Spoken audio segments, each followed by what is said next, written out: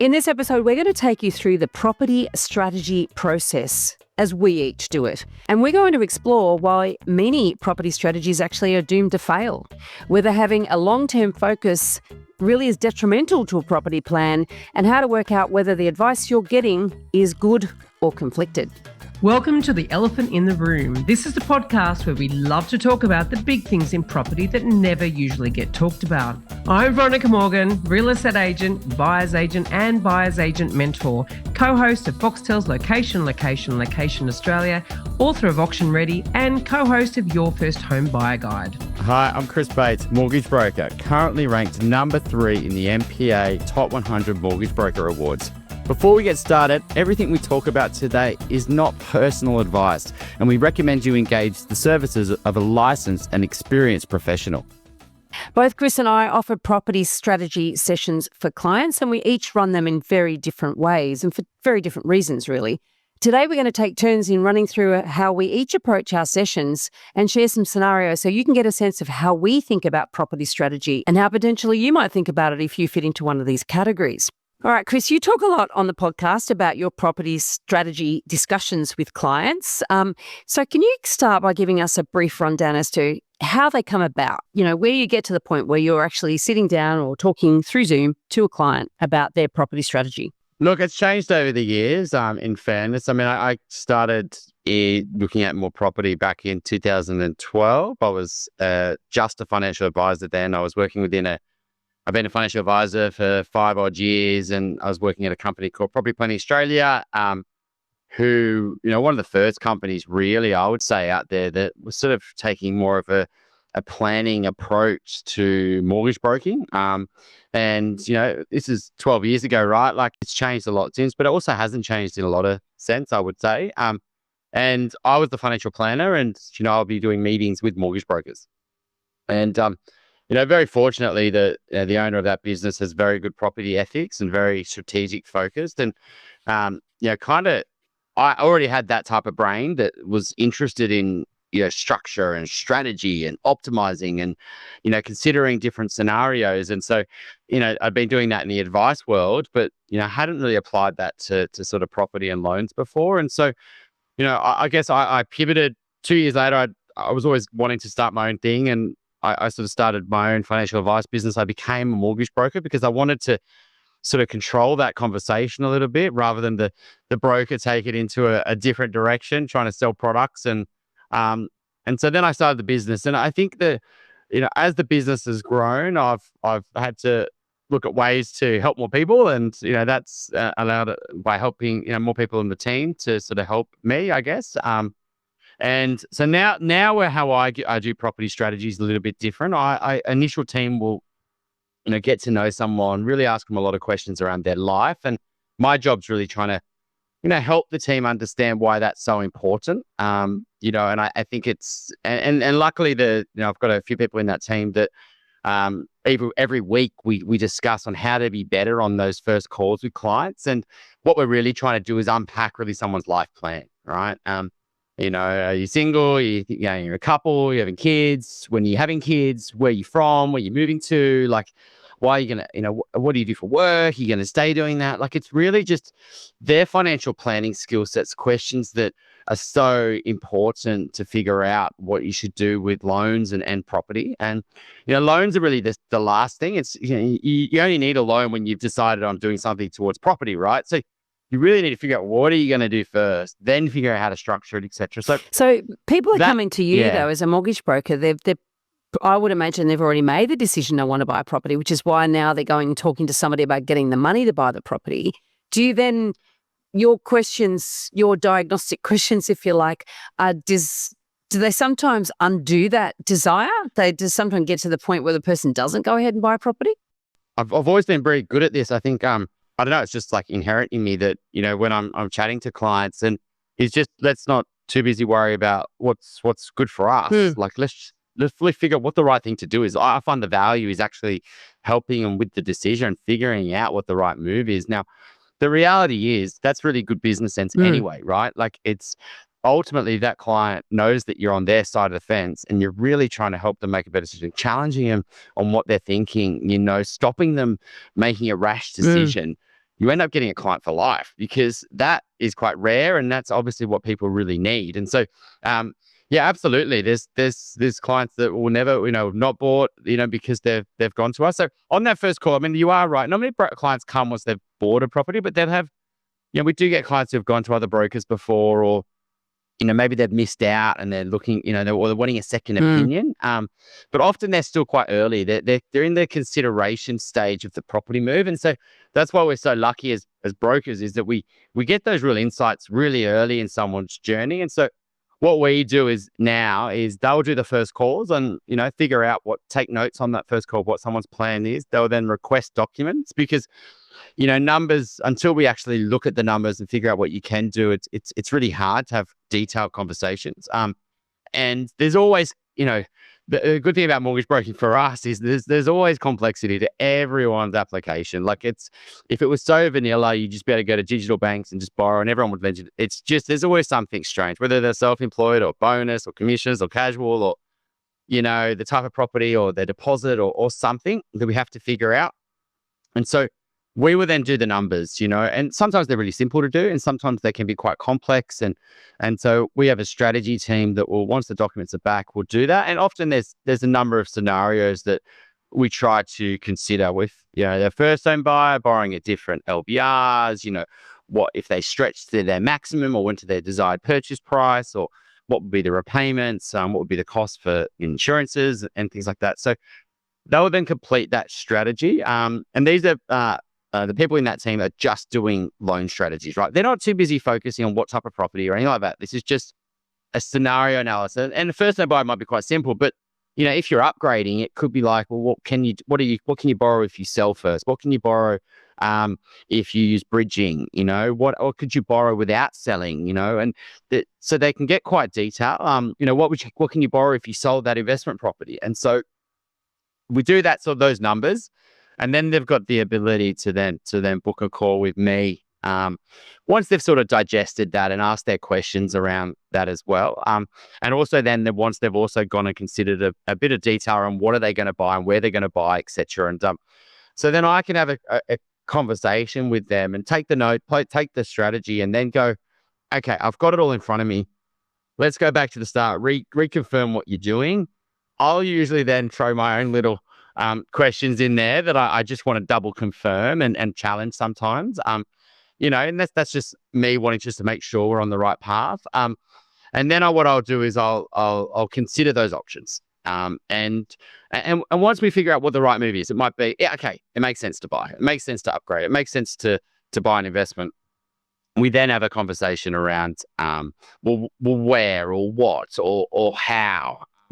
And often that is then linking to the value of buyer's agents there, and I've been working with them since 2012. I've got a big network that I trust and that I can refer to that, in different pockets. And so that's overall what I'm trying to do is just help them think through the decision, because getting it right structurally is the next part of it. Yeah, because that's the other thing about mortgage strategy, isn't it? I mean, or borrowing strategy. It's not just, well, how can we maximize the access to funds that you've got right now, but it's how can that be structured in a way that gives you maximum flexibility and opportunity moving to the future to potentially upgrade or invest or do whatever as life sort of, or retire even, for that matter. Do you charge for your strategy sessions? No, we don't. And that's why I've got to be quite efficient with it, in fairness. We might in time. It's not, it's getting harder and harder to do them, in fairness. And so I only do them at certain points and for certain clients. And, yeah. And so they're usually quick calls, it's usually, 15, 20 minutes. It's and that's why it has to be at that point where I've got everything in front of me. Because, and you might think, well, that's a quick, time frame to make those big changes, but I've done this for so long now and looked at it is you can sort of get a real good grasp of someone's, okay, it really makes sense to upgrade. You're going to live in the city for for the next 10, 15 years. You really want security, stability for your kids all the way through there, and you're in a house and you can upgrade into a really good asset, and or it really makes sense to buy an investment. You got lots of, and so those decisions can usually be there, and so we can make those. Sometimes they've got to go and do some digging, so I'll say, hey, look, you don't really know what you're going to sell for. You don't even know Yeah. what it's possible to buy. I don't think you can get a great asset for that. You'd have to go and try to find someone, maybe go do some research and speak to all these different people. Um, but that's sort of the idea behind it. It's just to give them that sort of clarity and confidence that they're heading in the right direction from a strategy point of view, and also the structuring from the lending point of view. Um, and then just point them in direction of, if they are going down an investment or buying, here's a safe pair of hands that can help you actually make it happen from a property point of view. And I sort of stay very clear on where my lane ends. Yeah, I think that's really important. I see that too much in the property space. Obviously, like a buyer's agent, for argument's sake, can't talk to mortgages, can't talk of anything finance, can't talk accounting, can't talk tax, can't talk financial planning. But everybody else can talk about property. And that's where it gets really dangerous. I think understanding your lane and understanding who to refer to and who to sort of say, you need this advice and you need to go and talk to this person and stop asking these questions. And if they don't ask you a lot more questions, then maybe get and find another one. We get a lot of people come to our buyer's agency business before they've got their finance sorted out and before they've worked out if they can sell before they can buy, or vice versa. And we very often will send them to a broker such as yourself, and we recommend a handful of brokers, because you need to be armed with that information before you can actually work out what your options are in the property space. So it's a little chicken and the egg at times. And so, and I think that, as I said, because we talk about property strategy, and I think that it's sort of important to tease out what might be in a strategy. And I'll talk a bit about what I do in mine. But so I would imagine you've got a number of fairly common scenarios that you would come across. And so when you, like I do, when you talk to enough people in the space and you think, okay, they're going to done this. I've already spoken to dozens of other people who've done exactly the same thing. I know what the hurdles are. I know what the limitations are. I know the sorts of things that they're going to come across, the sorts of mistakes that they might be prone to make as well. And so you can sort of talk to, various stereotypes or avatars, if you want to call it that. Would you find that you have a number of scenarios that you will come across commonly? Yeah, you can really put it in three camps, right? You got first-time buyers, and you've got upgraders, and then you've probably got investors. We don't do too much in the downsizing space, and people getting closer to retirement. And I think they need definitely be really close to a great financial advisor. What you said there is actually really true, Veronica. Like, what I do actually sets them up for what you do, which we'll talk about, but also what we do from a property point of view should be before you go to a financial planner as well. It's one of the things we're trying to change in the financial advice world, is that the brokers and financial advisors work together in actually building the financial plan. And you can't actually build a financial plan without a great mortgage strategy. And that's even if you, and so that's something we're really trying to change. So they actually interlink, and when you go to a financial plan without considering their mortgage strategy as part of it, I don't think they're doing you a service, because it's a big part of your life. And it allows you to consider what options you've really got, whether it's further investing into shares, or, having a buffer, or renovating, or upgrading. So there's a mortgage comes out part of that. So, the key, so those first time buyers, that's an interesting one, because, they are buying for a reason, and they're trying to get their money out of the bank, and they're trying to increase that amount. So ultimately, they can buy a better property down the line. Usually, like, they're not buying their forever home. It's usually the first property is the stepping stone to something else. And I think they often make a mistake here. They go down a investing route first, without considering the potential of just buying something to live in.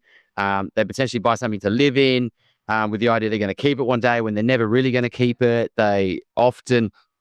And so it's really just helping them think and give confidence in making sure they make that move right. And understanding, there's benefits with tax when you own, or when you buy an investment, and really talking them through their plan. And often, sometimes it's actually, maybe don't buy right now. Maybe, you're telling me you got an income going to jump next year. You can increase your savings. Like, why rush and buy that cheap thing now when you could just wait 6 months? It doesn't make sense to buy right now. Often, encourage them to actually, no, you should buy. Like, you're trying to time the market. You've been looking at this for 3 years, and ultimately, or maybe just reframing. Oh, maybe instead of buying that 2-bed where we really want to live near the city now, maybe we should just bite the bullet. Kids are on the horizon, and maybe buy that place we want to move into in a few years' time, and make that lifestyle change. So it's reframing their thinking around first-time buyers. There's lots of different avenues and so much society pressure and friends and family that I feel like they're making mistakes. Then you've got the upgraders, buy, sell first. Should you do it? Should you buy an investment first? Should you, use bridging? Like, there's so much there for them. And then the investors, it's whether you're a first-time investor or you're a seasoned investor. And, first-time investors, it's reframing what are you actually trying to achieve here? Like, how is this actually going to help you long term? The quantity strategy is definitely something that people would naturally believe, and it's reframing that, and making sure that they know that the property they get matches what they're trying to achieve. Or if it is a bit of a portfolio investor, which I've seen thousands, quite a few of these type of clients over the years who've got lots of properties. It's kind of just looking at it and going, really, how's this working? And and they're usually unwinding. To be honest, they're often in a situation where they've had 1 or 2 that's done well and 4 or 5 that haven't, and they're in a bit of a pickle, and trying to figure out how to get out of this. And they usually, and a lot of those are all at max capacity because borrowing capacity is so tight in this market. But they're the 3 that I mainly deal with. What about for yourself? Yeah, actually, the borrowing capacity has, and obviously high cash flow, drag on your cash flow, that has prompted a number of people to reach out and get a strategy session. So I'm going to separate out the strategy sessions from how we help our buyer's agent clients, because it's quite different. And, when somebody engages us to help them buy a home or an investment property, they've already gone through a process, either by themselves or with us, to bring them to a point where they know, why they want to buy. And we have a real rigorous onboarding process that will educate them about the options before we commence a search. So if there's any sort of mismatch between why, what, how, all that sort of stuff, that really will flesh that out. And so where people engage me for a strategy session, so a 1-to-1 or a 1-to-2, it's more when they've got themselves in a sticky situation, or when they're just stuck in knowing what to do next. And sometimes I think too, people they might suspect they haven't made the best decisions, and it's starting to dawn on them, and they're thinking, well, before I do anything else, before I sell something, before I buy something else, before I upgrade, before I renovate, maybe I just need to take stock of where I am now and just stop for a moment and just get a property expert to put their eyes on this, and let's talk about it. And, some of the common scenarios I would come across would be that they need to sell something because cash flow is killing them, but which one? Or, they want to buy their own home, but they're hamstrung with investment properties. That's quite a common one. Yeah, definitely. Sometimes they've been stitched up by a spruiker or a one-stop shop, and it's finally dawned on them. And it's like that. That's a really horrible situation, actually, because they've done things for all what they think are the right reasons, and then realize that they've actually gone backwards. And sometimes, we've got people coming to us because they're downsizing and they're actually deciding to help their kids get into the market. They're trying to work out what order should they do it all in, So it's like, do I sell investment properties? Do I sell my own home? Do I buy before I do any of it? Do I buy for the kids? Do I buy for, however? So there's lots of moving parts. And so what I like to do is sort of tease it all out, right?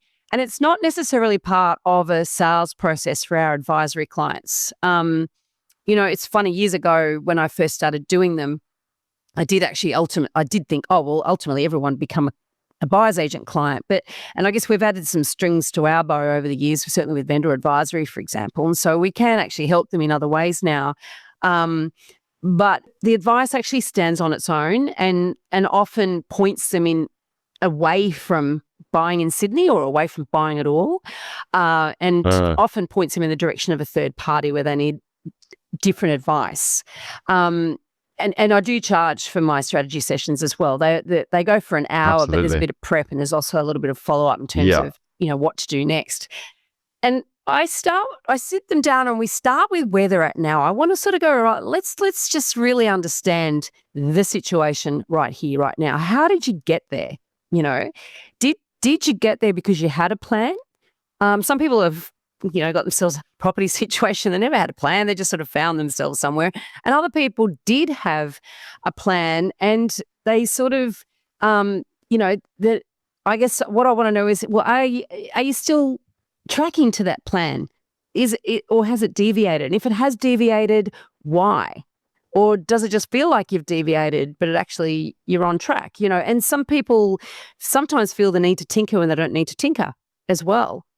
Usually they need to tinker, but there are times when they just sort of feel like, well, there must be something wrong because I don't know what it is. You know what I mean? So we just want to check assumptions about that.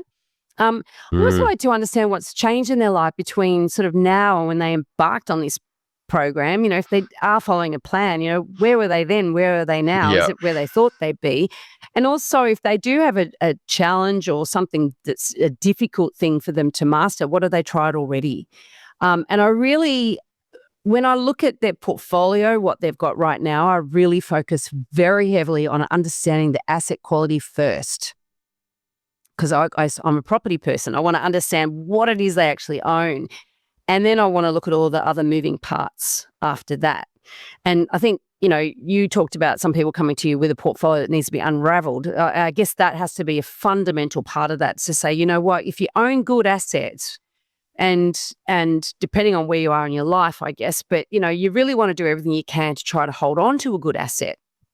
But if you own dud assets, you really want to do whatever you can to get rid of them. And there's sort of in the middle, you got a no man's land of sort of, okay assets. And there's a whole different discussion around that. But there's a lot of things to consider depending if you want to put the properties in three categories, A, B, and C grade, for example.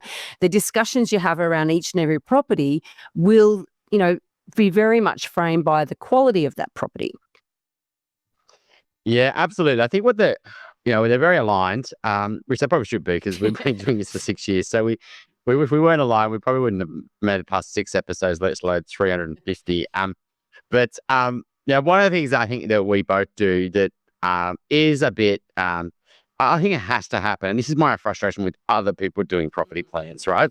Is if you don't really genuinely care around the decision making and what someone's life plan is, and you don't take the time to really uncover that, ultimately all you're doing is plugging numbers into a spreadsheet. Oh, yeah. And I'm plugging my numbers in. I'm going, okay, you just tell me what you want. Okay, well, I don't really know, but I'll pretend I know.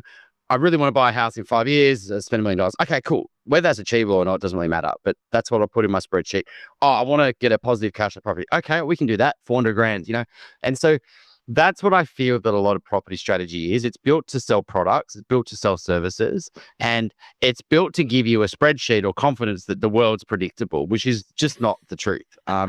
I, in fairness, went down this route back in 2012, 13, and I thought you could do this. The financial planners believe this as well, and they're doing less and less forecasting. If I'm honest, they've moved away from these big modeling tools to more and more life decision making and helping people focus on other well-being or other benefits of life rather than money.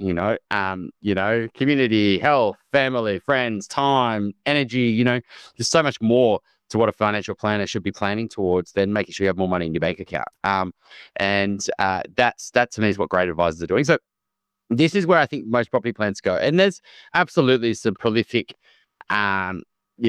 businesses out there that, say they do property plans and they do them on scale. And unfortunately, what the challenges they have is the person delivering that property strategy is someone who's focusing on the spreadsheet, who's then obviously there to sell a product, whether it's and usually an investment property. The outcome is, and what they genuinely haven't done is considered the home challenges enough. The what are you going to do next? When are you going to upgrade? Well, are you really going to do that? Like, should you even be buying that? Should you upgrade first? Like those conversations are really like confronting, and they need for the client needs to consider those first, because how can you go and buy 1, 2, 3 investment properties if you don't have a long-term plan for your home. Like all you're doing is putting yourself in a corner. This is a really common scenario that I come across in the strategy sessions I do, where they've gone and invested in a planning process. And most of the time, those property plans come out of a buyer's agency business or something like, or property strategy business, where they've got buyer's agents and they actually sell the service of buying those investment properties. And there's good, bad, and in the middle of these businesses. But the problem is with scaling property. You can scale property advice, but again, you're going to be punching numbers in formulas, formulas into numbers into spreadsheets, right?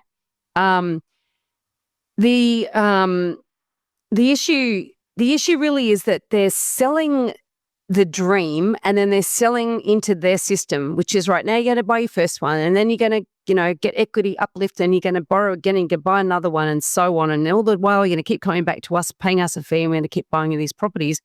So the incentive for that business to buy you one great asset is really low, because they want to basically make sure that they preserve some cash flow and borrowing capacity and all the rest of it for the next transaction.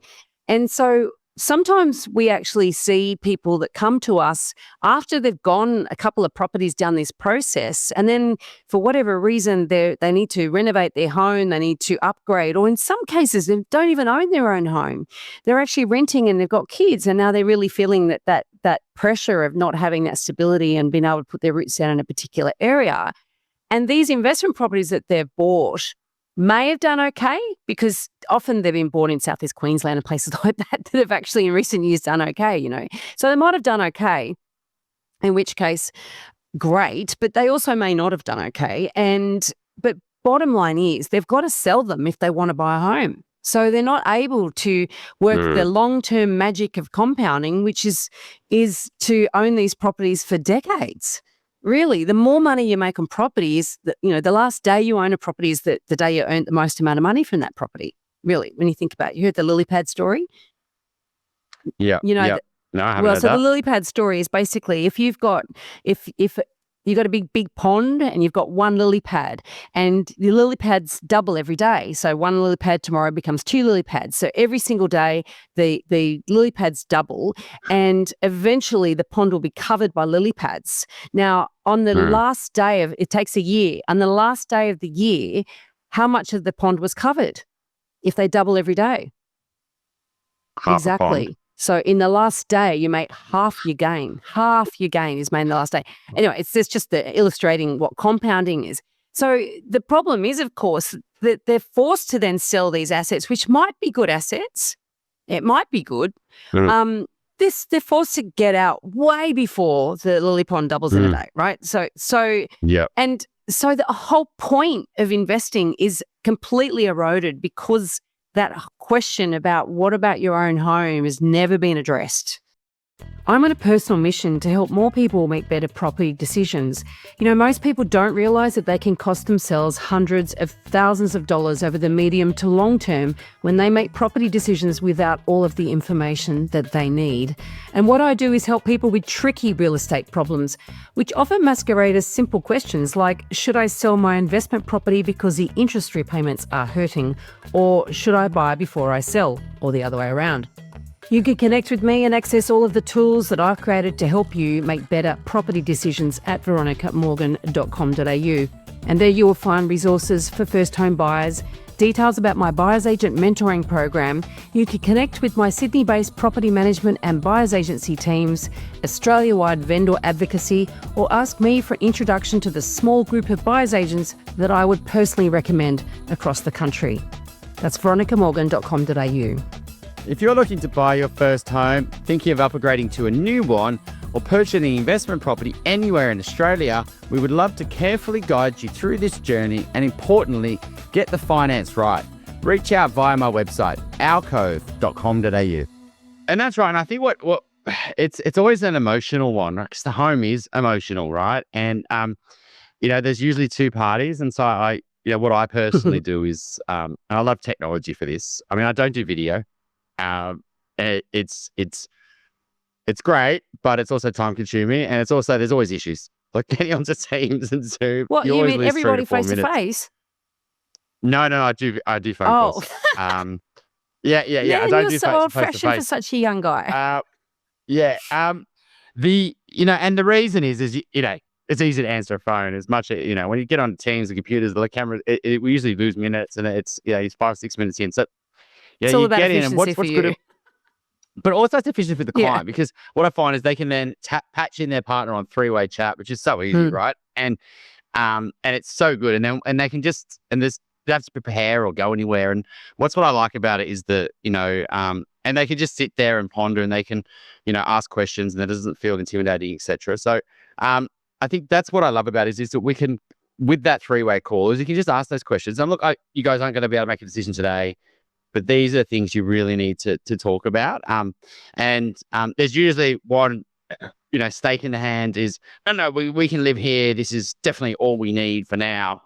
We don't need a bigger house. And I get that mentality. And then there's the other one that, well, no, the kids are getting bigger, and I wouldn't mind a nicer bathroom and a bigger bedroom for the kids and all that sort of stuff. And so it's just having those difficult conversations, which are difficult for that couple, let alone, and so with a third party there, that actually allows them to facilitate that, because often those things, because it becomes so emotional for the couple to consider upgrading or They don't not, discuss it. and they don't discuss it. So it gets parked, and an easier discussion is buying investment property.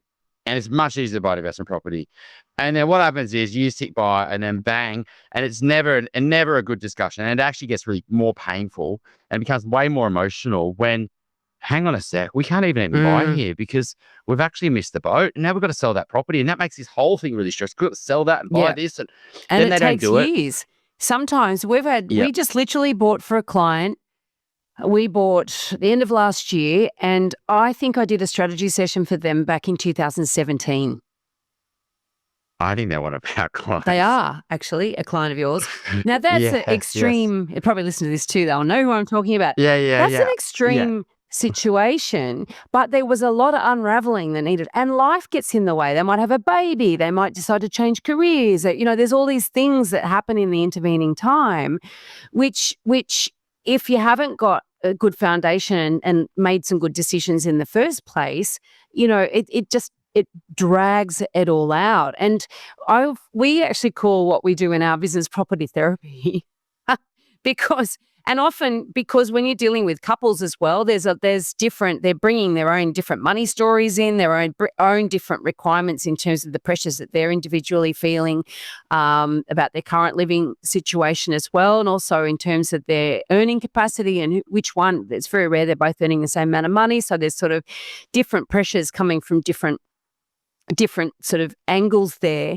And one of the questions I do ask them after I've sort of gone through a whole bunch of questions, particularly when they're investing, right? If they're coming to me saying that they want to invest as opposed to wanting to undo things, I want to understand why they want to invest in property. I want to understand that they know where the risks lie, because quite often people will think some things are risky and they're really not. Other things are much more risky that they're not thinking of.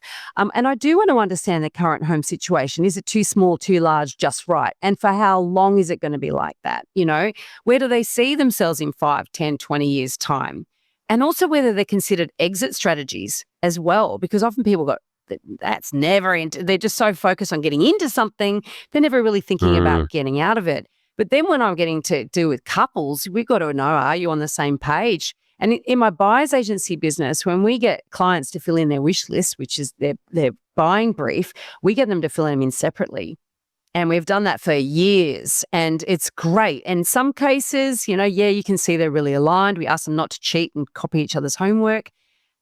But other times there's some really significant differences in what they are expecting and what they want, and they have actually not discussed it. And so we need to pull all of that out, tease all of that out. Really important to explore that stuff. Oh, look, I think the best buyers agents do that. You do this in a property strategy, which is actually, I love it anyway, because, that step's often missed as well. They go from broker to buyer's agent, and they don't spend enough due diligence on picking the right buyer's agent, and haven't done enough figuring out where do they want to buy. And then all of a sudden that buyer's agent's buying in areas maybe they don't even specialize in. And because of the budget. And so there is a step there to really figure out what really type of property really matters to you. You know, they might just say, well, we're in the eastern suburbs of Sydney, so we're going to buy this. I said, well, you haven't got a budget for it. You want a house. So you've just gone to an inner west buyer's agent, you know what I mean? And then you got an east, and they're going to force you down the apartment route, which, you know, because you haven't really spent the time thinking about what you really want in a property. And absolutely, everyone is guilty of this. You know, Veronica, you'd be guilty of this. I'm absolutely guilty of this. As soon as you start entering the property market to buy, you become emotional. 100%. And you're at the mercy of the market.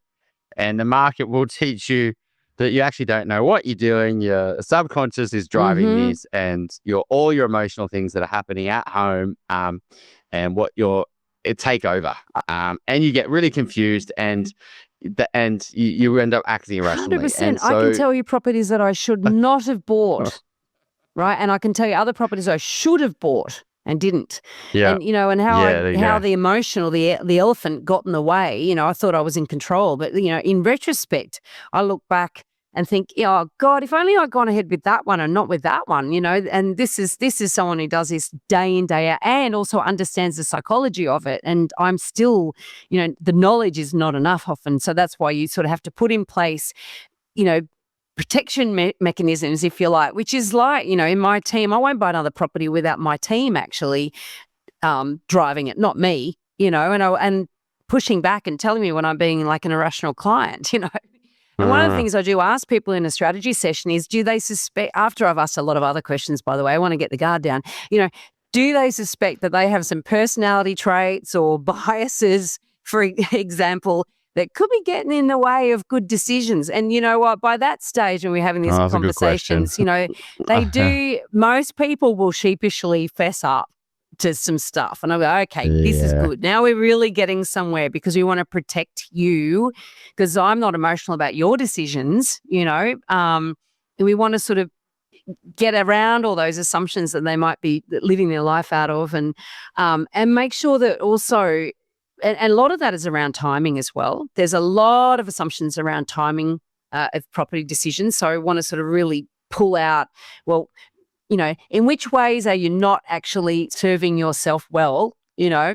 And then let's look in a sort of a realistic sort of approach, or really understand what's happening in terms of your life stage and what's ahead. And then the market conditions and those sorts of elements that need to come into play when you're talking about timing decisions.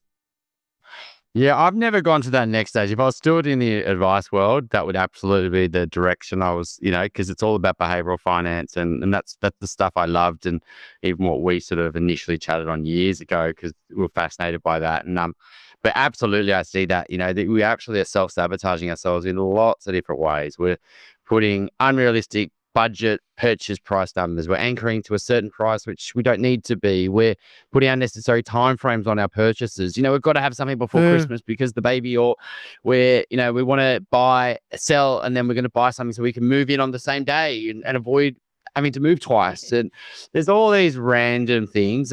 We want to be within walking distance of so-and-so. And what does it really matter? Like, you know, like you want to be in this suburb or this street. And then if so-and-so is a person, then they go and move. Yeah, that's right. I've absolutely seen that. You know, they followed the friend and the friend left. It's like, oh, so now I'm living I know. here. I've seen that too. My sister was almost guilty of that, in fairness. And almost moved the Central Coast to be close to her best friend. And, you know, and she was saying, yeah, they had the baby. No, we're definitely staying up Central Coast, never going to leave. You know, one of our other good friends was there as well. She was so close to buying a house up in Edalong near them. And they both don't even live there anymore. Yeah. You know, like, so, and yeah, I think there's just so many things that we put on us, and that's not your fault. It's just society and what you're going in, and you try to control, and like, it's something that is really emotional, and you're trying to put metrics in to control yourself. But I feel like sometimes you self-sabotage, and absolutely you can see those times when the husband and wife, or the partners together are not aligned, and they just self-sabotage each other through the whole process. And, you know, and the worst outcome I've seen there is absolutely they just go ahead and be the yes person. Yeah. Then they buy, and then 2 years later, I told you, I knew this was going to happen. And that is just awful, soul destroying. I've seen that happen. And then that person becomes Yeah. basically the total wet blanket on everything, and the other one's not going to make a decision ever again.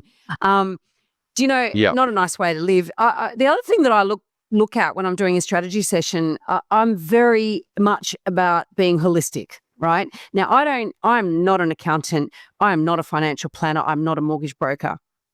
But I have been around long enough to know when somebody needs to engage one, two, or all three of those specialists. And to the starting point to go to them and say, you actually don't know these things. And so what you need to do is go and find out these things. And obviously the other aspect of giving advice to is quite often they do need to buy something in an area that we're not specialists in. And so we will introduce them to people that I would trust with my buying decisions, as in buyer's agent, but also selling agencies. We do a lot of vendor advisory work. That's actually something we can offer, service we can offer in Good Deeds. And we do more and more, and we've been doing it all across the country, which has been so rewarding because we really help people through that whole process of deciding whether they should be selling that asset or not, whether they should be selling now or at some point in the future, what expectations should they be having for the price of that property, the presentation of it around, whether it should be tenanted or not, all of those sorts of things. And most of the time, sales agents, even if they want to give you good advice around those questions, 3/4 of those questions they actually can't give you good advice around because they are competing for your business with other sales agents who they know won't give you good advice, and they've got to really walk a very fine line in terms of the information they give you before you sign up and before you decide to sell. So you're sort of doing it blind, and you're doing it with incomplete and sometimes misleading information. And so that's something that we have been doing increasingly. It's like, if that is the decision to go down the selling path, let's be really strategic about how we go about doing that and make sure that you're in really good hands. And the outcomes have been fantastic. So that's something that we can help with. But certainly those other three areas, financial planning, accounting, and mortgage broking, totally outside our lane. But we do know when those clients need to be getting that advice, because often they're not getting that advice, and sometimes they're resisting it. And we're like, you need it because you can't make good decisions without it. So we really do focus on those knowledge gaps. And my promise really in a strategy session is to give clarity really on the next three things before taking a particular pathway. I want to sort of put a real spotlight on the danger zones about, if you go down that pathway, these are the sort of danger zones, and you don't want to do it without knowing the right things, having the right information at your fingertips, because we need to be working. If you're going to be undoing, buying or selling property, it's a one-way. It's like going through a turnstile, going into a venue, like a sports arena, for example. You go through there, you can see where you came from, but you can't go back. And so you got to be careful before you go through that turnstile. We want to make sure that it's the right thing, right? Otherwise, you can hang around on the other side of that for a while. You can still see where you want to go, but don't put yourself in there where there's no backing out until you know for sure. And so that's a big part of the way I approach a strategy session, is sometimes just slow down for a minute. And in fact, the feedback I get from a lot of people that come to me is like, we were expecting a spreadsheet. We're expecting you to model it all out and look at the numbers and then just pick out the most advantageous. And I'm like, it doesn't work that way.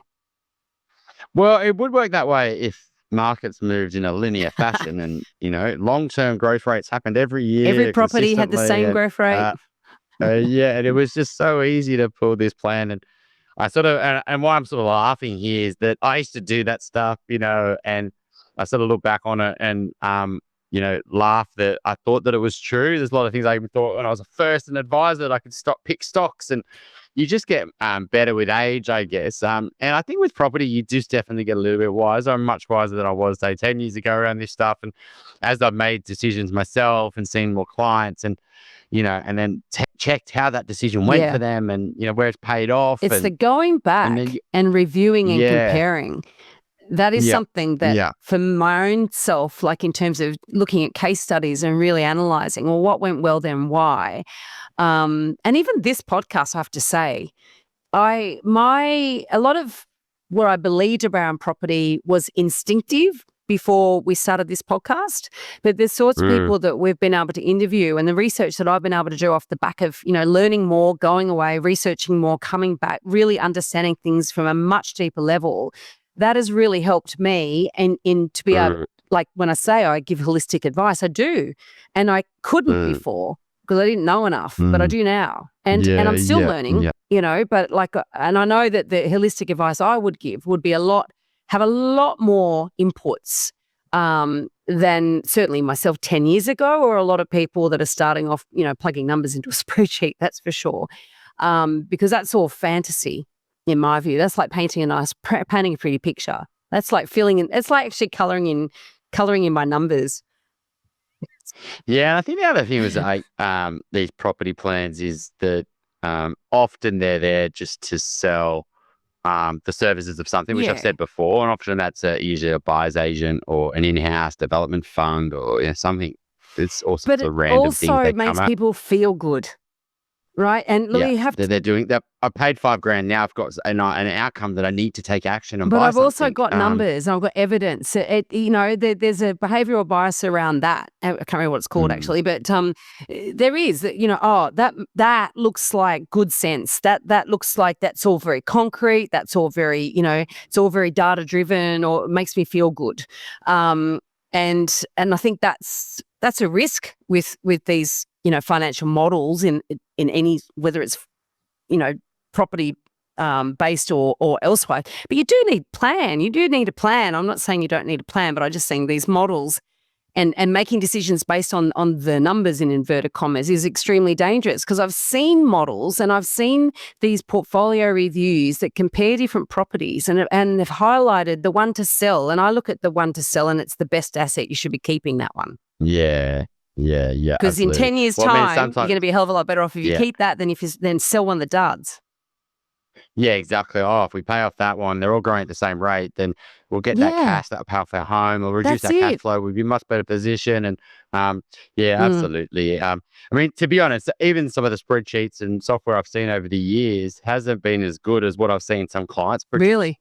Like we've had some ridiculously smart clients, send us spreadsheets, and I'm like, oh my God, like, and what I find is the analysis paralysis of those things, and those type of clients just genuinely, unfortunately, self-sabotage themselves too much. There's never a property that ticks all their boxes, and they never buy because they're so obsessed on, the perfect number to buy, the perfect rent it's got to be, and it's always just doesn't feel right because the attention to details too much. It's too much science and not enough art, I think, to the decision making. And but I think you definitely want to know what's your rough cash flow, but you don't need a 26-line spreadsheet to figure out what the negative cash flow is on a property.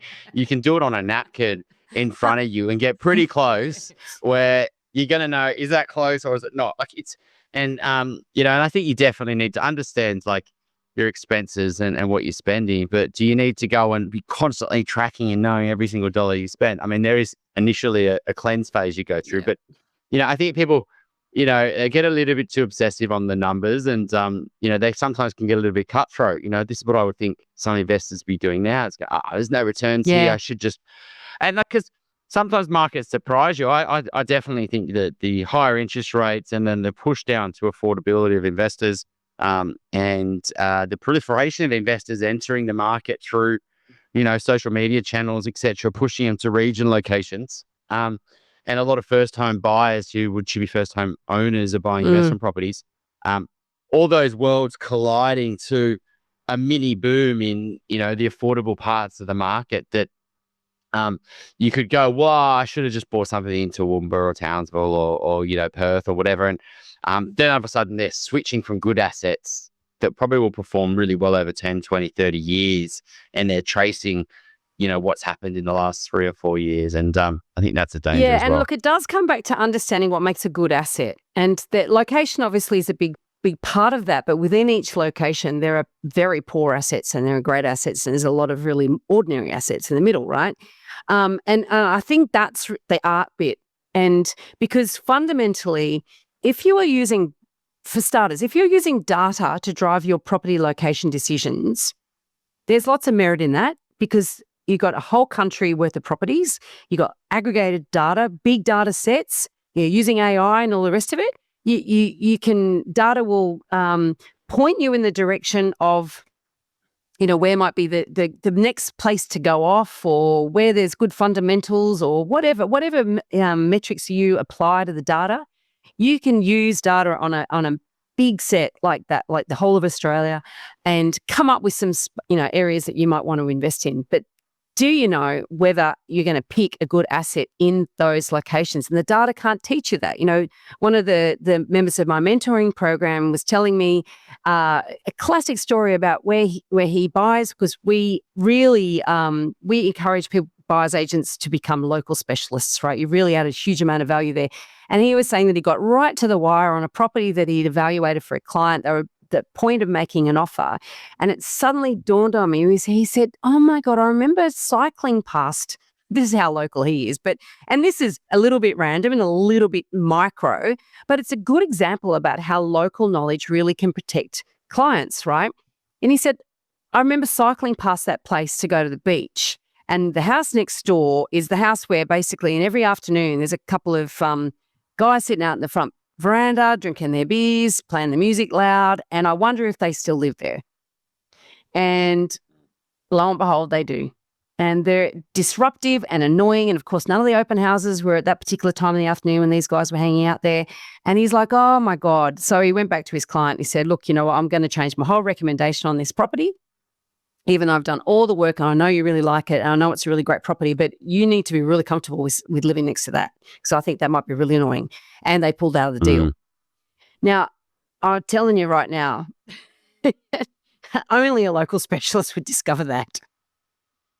And I think that local specialist, like, people don't really get it at first. But then when they dig a bit deeper, there's, if you've been living in a suburb for, it's a bit different. Like, if you've been living in a suburb for 10, 20 years, but even if you haven't been thinking about property, I mean, you and I probably would, right? I'm constantly looking at every property that comes on for sale, drive past. That's a good one. Oh God, that's a great block, that one, and like, that's really the dream, so you learn when you're just driving around personally. Like, if you're fascinated by that, most people aren't driving around thinking about those sort of things. They're thinking about, but by osmosis, it's sort of in their DNA a bit. They do understand where you want to live and where you don't want to live in a suburb.